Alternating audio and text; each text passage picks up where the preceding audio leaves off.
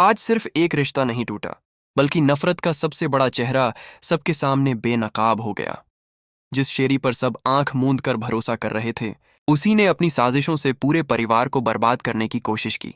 लेकिन जैसे ही जायशा ने हिम्मत जुटाकर सबके सामने शेरी का असली सच उजागर किया, सुफियान और सोहा का रिश्ता उसी पल खत्म हो गया।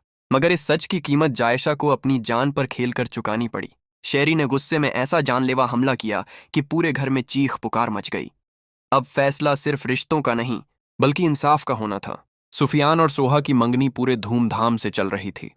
हर तरफ खुशियां थीं, लेकिन शेरी के चेहरे की मुस्कान सबसे अलग थी, क्योंकि उसे पूरा यकीन था कि उसकी साजिश कामयाब हो चुकी है। उसे लगता था कि आज के बाद सुफियान हमेशा के लिए सोहा का हो जाएगा और जायशा की मोहब्बत हमेशा के लिए हार जाएगी। लेकिन किस्मत को कुछ और ही मंजूर था। जैसे ही रिश्ता पक्का होने लगा, जायशा सबके सामने आ गई। आंखों में आंसू थे, लेकिन आवाज में ऐसा हौसला था कि पूरा हॉल खामोश हो गया। उसने एक एक करके शेरी की सारी साजिशों का पर्दाफाश कर दिया।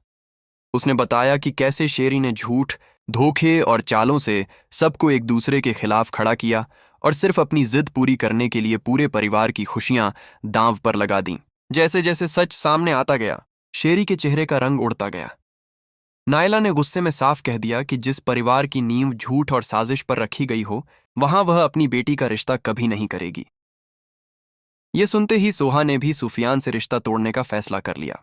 अपनी हार बर्दाश्त न कर पाने वाली शेरी का गुस्सा फूट पड़ा। वह जायशा के पीछे गई और चीखते हुए बोली, अगर तुमने मेरी खुशियां छीन ली हैं, तो मैं तुम्हें भी चैन से जीने नहीं दूंगी। अगले ही पल उसने भारी गुलदान उठाकर पूरी ताकत से जायशा के सिर पर दे मारा।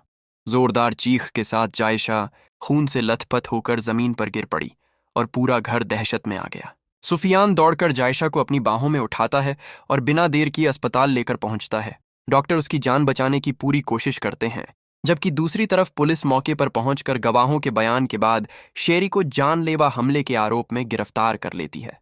पहली बार शेरी के चेहरे पर डर साफ दिखाई देता है।